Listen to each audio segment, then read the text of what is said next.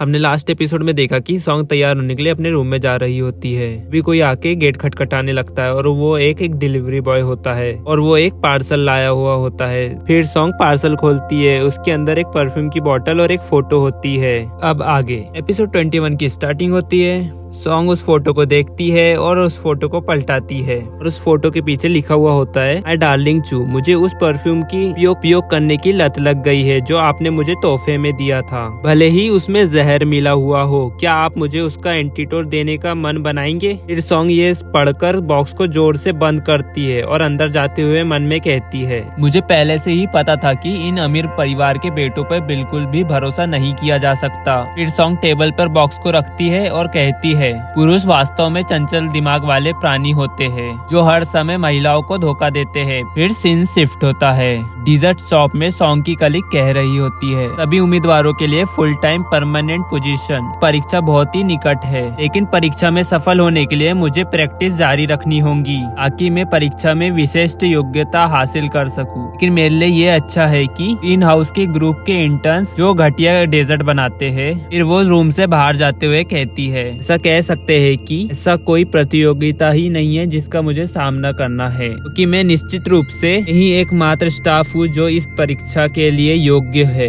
वो जैसे ही रूम से बाहर आती है तभी के सामने सॉन्ग आ जाती है। सॉन्ग उससे कहती है, हाय जियाकी। उस कलीग का नाम जियाकी होता है। जियाकी सॉन्ग को देखकर मन में कहती है, का तो आज आराम करने का दिन है, तो फिर वो यहाँ क्यों आई है? ताकि सॉन्ग का बिना जवाब दिए वहाँ से मुंह फेर के चली जाती है और सॉन्ग को कुछ समझ नहीं आता। फिर हमें दिखाया जाता है कि जिया की मन में कह रही होती है, वो यहाँ पर क्यों आई होंगी? कहीं ऐसा तो नहीं कि वो यहाँ पर प्रैक्टिस करने आई हो? हाँ, यह हो सकता है। से पाक कला में कोई प्रतिभा नहीं है, अब भी वह मिठाई बनाना चाहती है। वहीं दूसरी तरफ सॉन्ग कह रही होती है, ठीक है, मुझे कोई आश्चर्य नहीं है, मुझे पहले से ही पता था कि के साथ तालमेल बिठाना मुश्किल होगा। इस बात से मुझे परेशान होने की कोई जरूरत नहीं है। फिर सीन शिफ्ट होता है। जियाकी और सॉन्ग हमें किचन में दिखाए जाते हैं और वहाँ सॉन्ग डेजर्ट बना रही होती है और उसे डेजर्ट बनाता देख जियाकी उसके पीछे से देख रही होती है और मन में कहती है, ये कैसे संभव है कि सॉन्ग ने डेजर्ट बनाना कब सीखा? नहीं, ऐसा नहीं हो सकता, मुझे ही कुछ करना होगा। अपने सभी अपोनेंट को अपने रास्ते से हटा दूंगी और सेन्यू डिजर्ट शॉप की अंतिम दावेदार में ही रहूंगी। और वही सॉन्ग भी मन में सोच रही होती है, वो महिला कौन हो सकती है जिसने चू को परफ्यूम की बोतल भेजी? अरे ये घटिया इंसान। फिर सॉन्ग पीछे पलटती है और मन में कहती है, चू को बस बड़ी बड़ी बातें करना ही आता है। ये सब मन में कह ही रही होती है तभी जियाकी को एक आइडिया आता है और वो सॉन्ग के पैर के पास एक व्हिपिंग क्रीम से भरी बाल्टी रख देती है। और सॉन्ग अभी भी मन में कह रही होती है, मुझे ये क्या हो रहा है, मैं इस बात से जेलस फील क्यों कर रही हूँ? सॉन्ग सिर हिलाते हुए कहती है, नहीं नहीं सॉन्ग, शांत हो जाओ, ज्यादा मत सोचो इस बारे में, जे खुद को शांत रखना होगा। जे अच्छे अच्छे टेस्टी डेजर्ट बनाने पर ध्यान देना चाहिए। तो डेजर्ट बनाने के लिए कुछ स्ट्रॉबेरी ले लेती हूँ। सॉन्ग जैसे ही पीछे पलटती है, जियाकी की रखी बकेट को सॉन्ग का धक्का लग जाता है और पूरे फर्श पर व्हिपिंग क्रीम बगर जाती है। सॉन्ग क्रीम को फर्श पर गिरा देख कहती है, यह कैसे हो गया? और वहीं जियाकी जोर जोर से चिल्लाने लगती है, हे भगवान, ये तुमने क्या किया? कल के लिए इस्तेमाल करने वाली क्रीम को तुमने गिरा दिया। जियाकी की आवाज सुनकर शॉप मैनेजर आ जाती है और कहती है, क्या हुआ, क्यों चिल्ला रही हो? फर्श पे गिरा क्रीम देखकर मैनेजर सॉन्ग से कहती है, सॉन्ग, क्या ये तुमने किया है? और सॉन्ग जियाकी को गुस्से से देखते हुए मन में कहती है, ओ ना हो, सारी फसाद की जड़ ये जियाकी है, क्योंकि इस पूरे समय इस रूम में हम दोनों के सिवा कोई नहीं था, जरूर इसमें इसका ही हाथ है। और वहीं जियाकी भी मन में कह रही होती है, सॉन्ग, क्या तुम्हें लगता है कि तुम मुझे प्रतियोगिता में हरा पाऊंगी? हाँ, दिन में सपने देखना बंद करो सॉन्ग, तुम मेरे सामने 1 मिनट भी नहीं टिक पाऊंगी और इस प्रतियोगिता में मैं ही जीतूंगी। और वहीं सॉन्ग मन में कह रही होती है, लेकिन मैं अपनी बेगुनाही कैसे साबित करूंगी? यहाँ पर तो कोई सीसीटीवी कैमरा भी नहीं है जो मुझे बेगुनाह साबित कर सके। अरे मेरी तो किस्मत ही बेकार है।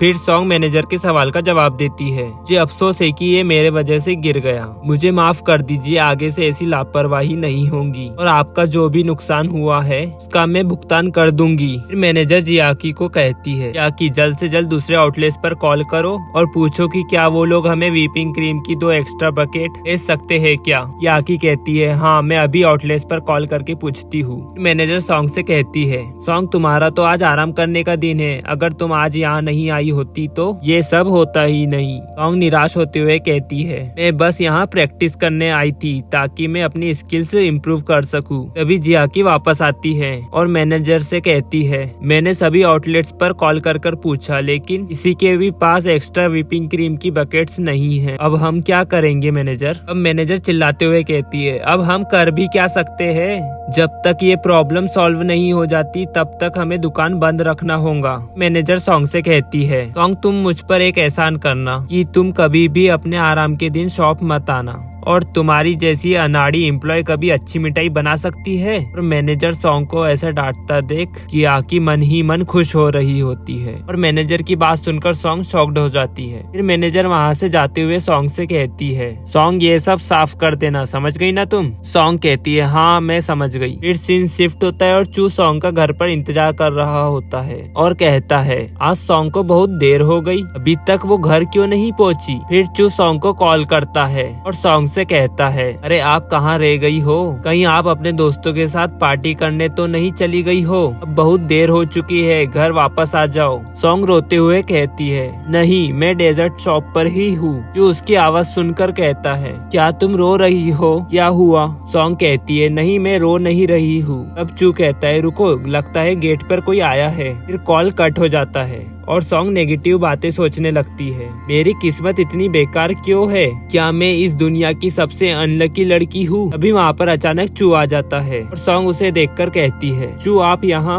सॉन्ग के पास आकर उससे कहता है क्या बात है तुम इतनी जोर जोर से क्यों रो रही हो, आपको किसी ने कुछ कहा क्या, मुझे बताओ सॉन्ग तुम रो क्यों रही हो। वो भी प्रॉब्लम है मैं उसे अभी सॉल्व कर देता हूँ, आओ मुझे। सॉन्ग रोते ही जा रही होती है तो चू सॉन्ग को गले लगा लेता है। फिर सॉन्ग चू का नाम लेकर जोर जोर से रोने लगती है। फिर कुछ देर बाद सॉन्ग चुप होती है और चू को सारी बात बताती है और इसलिए व्हिपिंग क्रीम ना होने के कारण कल शॉप को बंद रखना होगा। चू कहता है हाँ इतनी सी बात पर तुम इतना रो रही हो, आप 2 मिनट रुको मैं अभी एक कॉल कर आया, आप मेरा यहाँ इंतजार करे। सॉन्ग रोते हुए कहती है हाँ ठीक है। फिर वहाँ से चू बाहर चला जाता है और सॉन्ग मन में कहती है यह कितनी शर्म की बात है कि मैं चू के सामने एक बच्चे की तरह रो रही हूँ। ओ नो मुझे पूरा यकीन है कि चू मेरा बाद में जरूर मजाक उड़ाएगा। फिर तभी चू वापस आ जाता है और सॉन्ग खड़ी होती है और कहती है आपने कॉल कर लिया। अब चू कहता है हाँ आपकी प्रॉब्लम सॉल्व कर दी मैंने। फिर सॉन्ग चू से पूछती है वैसे आपने ये सब कैसे किया। तब चू कहता है एक व्यक्ति कुछ ही देर में व्हिपिंग क्रीम की बकेट्स लेकर आता ही होगा, अब आपको परेशान होने की कोई जरूरत नहीं है। फिर सॉन्ग चू का हाथ पकड़कर कहती है तो आप तो कमाल के हो,